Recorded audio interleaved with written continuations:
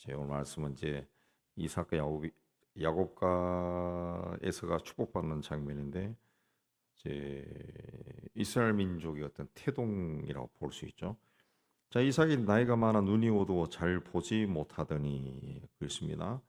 이 축복받는 장면을 보면은 그 야곱을 알아보지 못하고 만져가지고 손에 털이 있어서 아, 네가 야곱이구나 그렇게 알아볼 정도면은 거의 뭐 당달 봉사 수준 되는 걸로 그냥 거의 뭐 이 소경이 된 정도가 아닌가 그 정도면 요즘으로 이야기하면 무슨 뭐 어떤 병, 백내장, 황반변성 뭐 이 등등으로 완전히 눈이 멀어버린 그런 상태라고 볼 수 있습니다.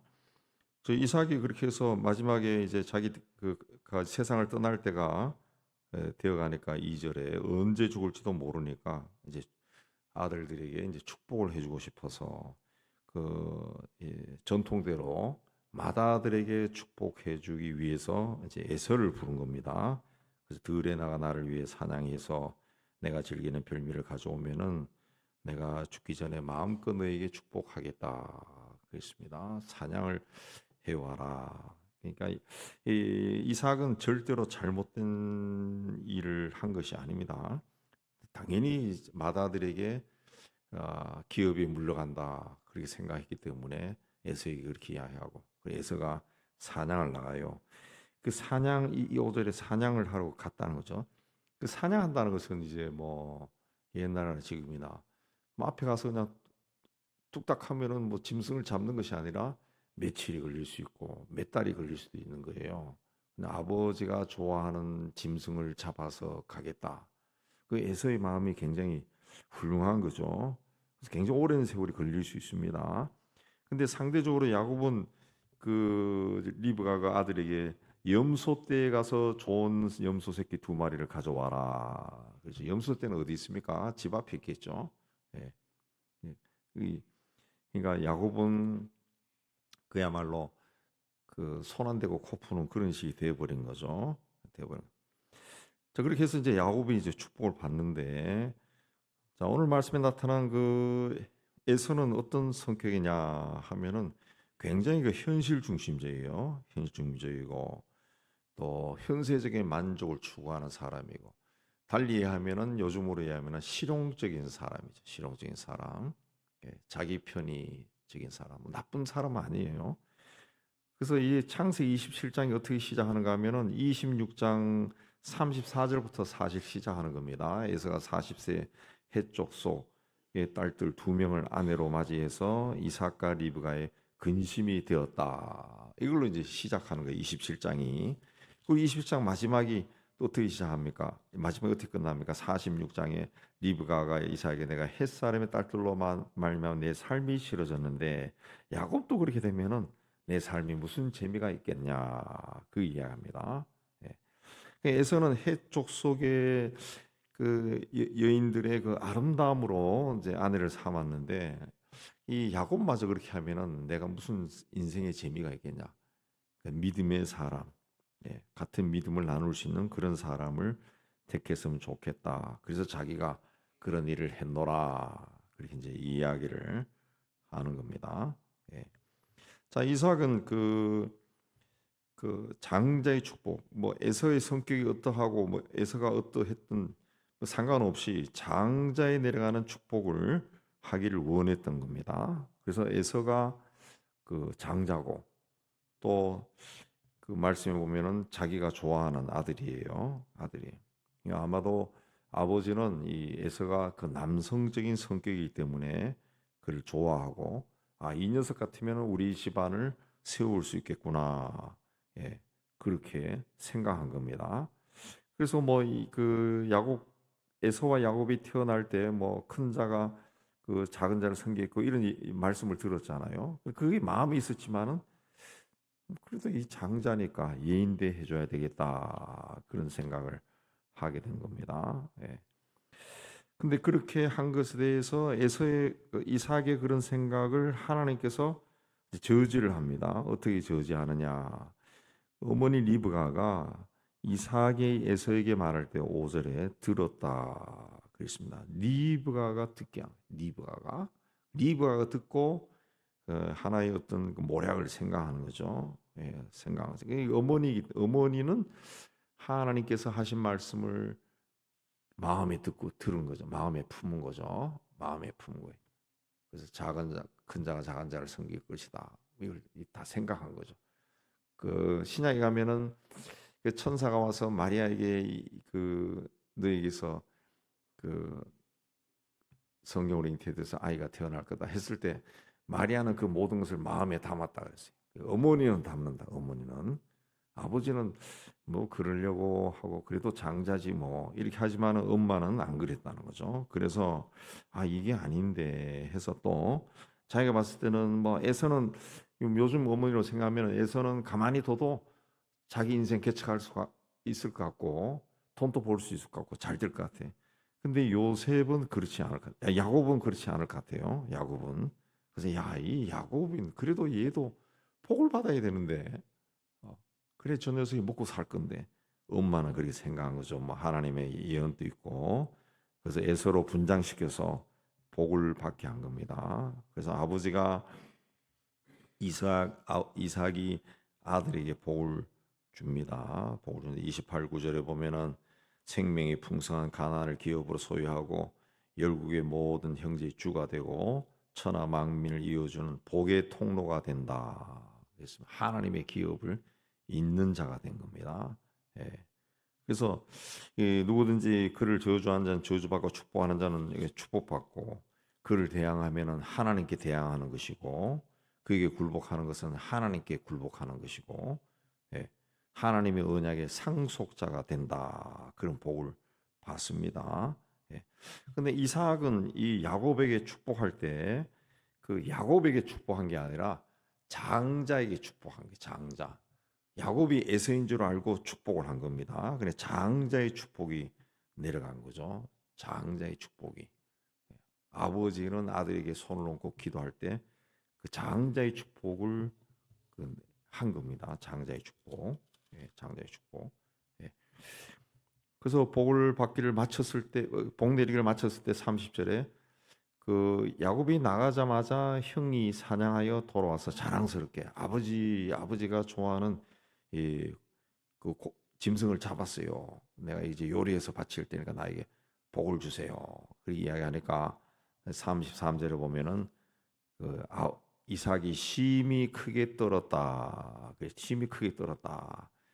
이건 이제 이삭이 그제서야 이제 하나님의 뜻을 깨달은 거죠. 깨달은 거죠. 자기는 뭐 과거에 아이들이 잉태했을 때 그런 일이 있었지만은 그래도 복은 뭐 장자를 통해서 내려가지 뭐 그게 그런 해석이 아닐까 그렇게 생각했을 거예요. 그래서 그 에서에게 에서의 축복을 막 내렸는데 이게 에서가 아니구나라는 것도 알게 되고 이게 결국은 이게 하나님이 하신 말씀대로 야곱이 복을 받았구나. 거기서 이제 두려움을 느낀 거죠. 두려움을 느낀 겁니다. 야곱이 하나님의 상속자구나. 예. 그걸 이제 깨달은 거죠. 그래서 내가 이미 다 복을 빌어줬다. 다 빌어줬다. 그랬습니다. 또 그제서야 에서도 깨달은 거죠. 34, 36절에 그가 나의 장자의 명분을 빼앗고 이제는 내 복을 빼앗았다. 복을 빼앗았다. 그랬습니다. 예. 그래서 에서가 아버지에게 간청해서 이 복이 하나밖에 없습니까? 다른 복을 주세요. 그러니까 39절에 또 그 이삭이 야곱에게 복을 내리죠. 복을 또 줍니다. 예. 내 주소는 땅에 기름짐에서 멀고 내리는 하늘에서 멀 것이며 복이 없다는 이야기죠. 너는 칼을 믿고 생활하겠고 내 아우를 섬길 것이며 내가 매임을 벗을 때는 그 멍에를 내 목에서 떨쳐버리라 그랬습니다. 그래서 에서가 야곱을 죽이려고 했다 그랬습니다. 에서가 야곱을 죽이려고 했다. 그래서 그 성경에 보면은 그 에서의 후손들이 그 평생 그 야곱의 후손들을 미워하고 싸우고 그렇게 하죠. 그러니까 이걸 통해서도 우리가 뭘 생각할 수 있느냐 하면은 이 말의 중요성, 특히 그 부모, 아버지, 아버지의 축복이 얼마나 중요한가 이걸 우리가 어, 알 수 있습니다. 아버지가 자식들에게 손을 얹고 기도하는 것. 그 하나님도 성경에 보면은 내게 들린 대로 내가 할 것이다. 네가 말하는 대로 이루어질 것이다. 그랬거든요.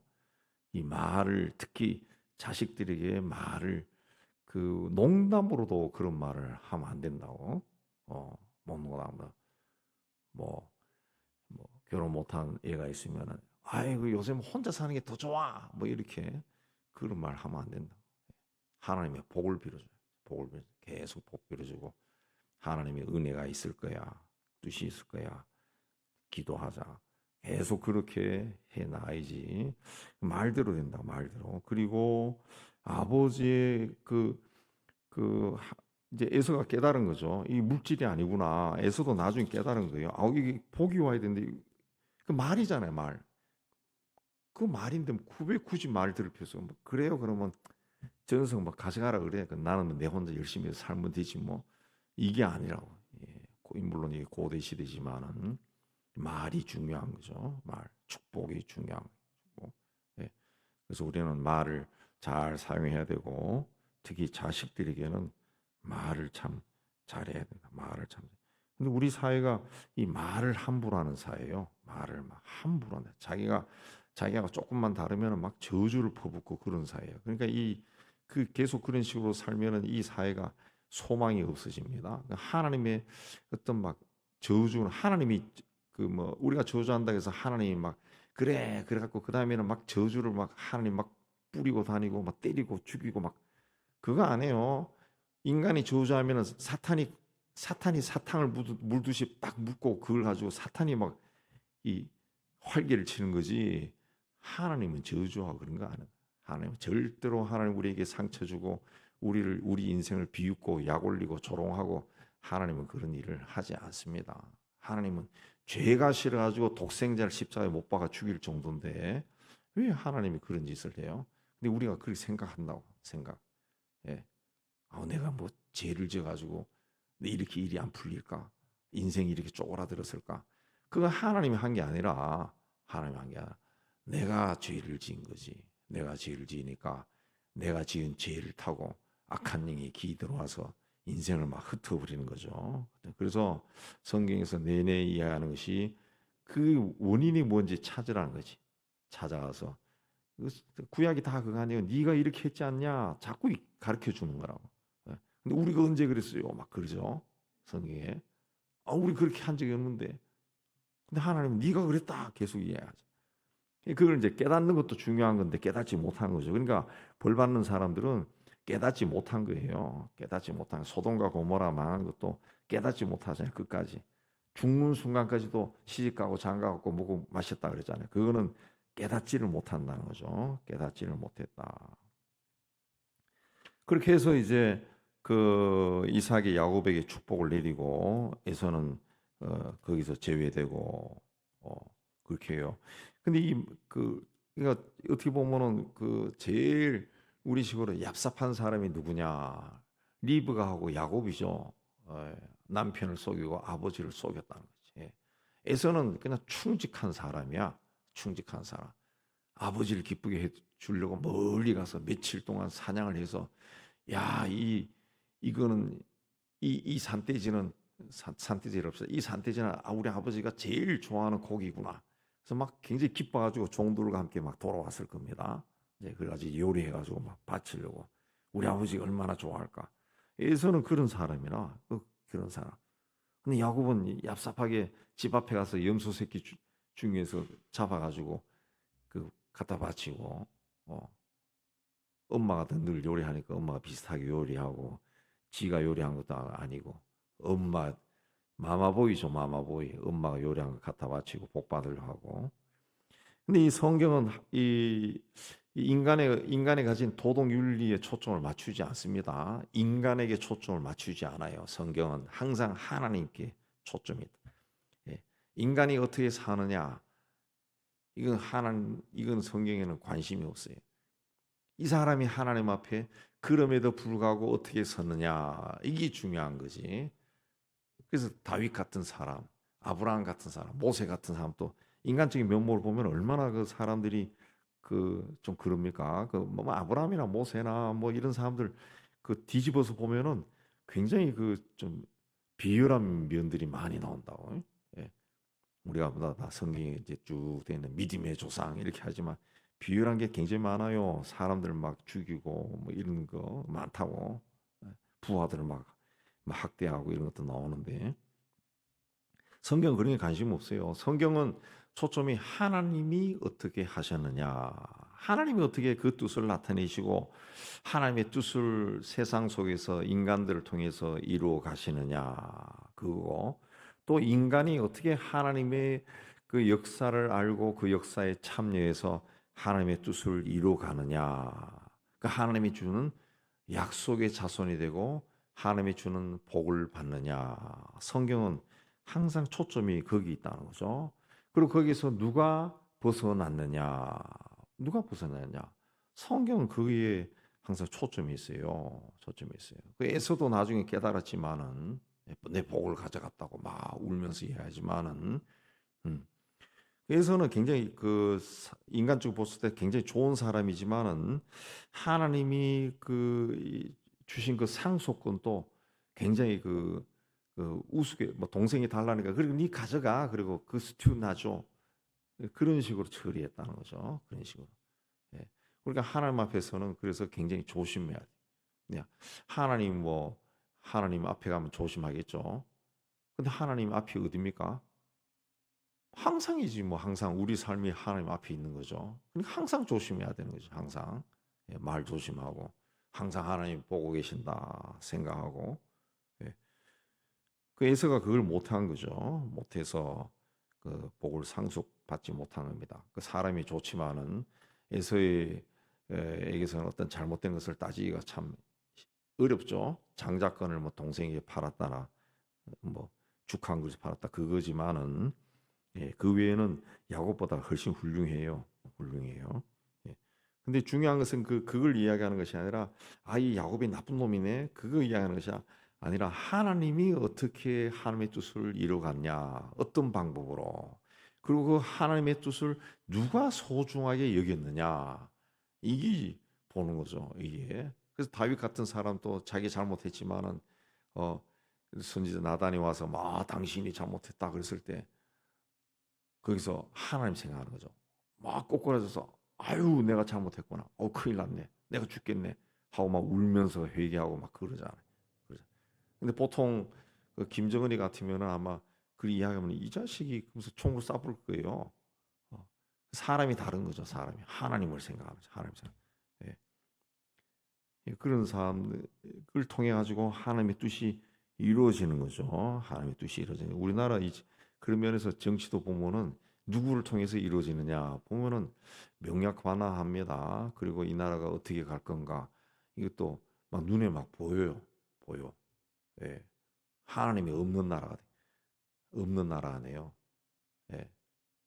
물론 그들이 다 예수 믿는 건 아니지만은 그래도 어떤 신적인 존재 거기에 대한 두려움이 있어야 되는데 지금 우리나라의 모든 정치인들, 지도자들 그런 사람들이 그런 두려움이 없어요. 두려움이. 예.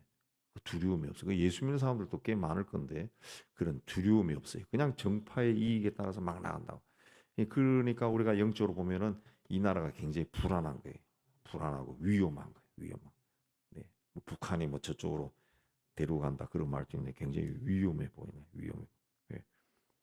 그러니까 하나님은 어쨌든 이렇게 해서 야곱이 복을 받습니다. 근데 여기서 우리가 또 생각해야 될 것이 뭐냐?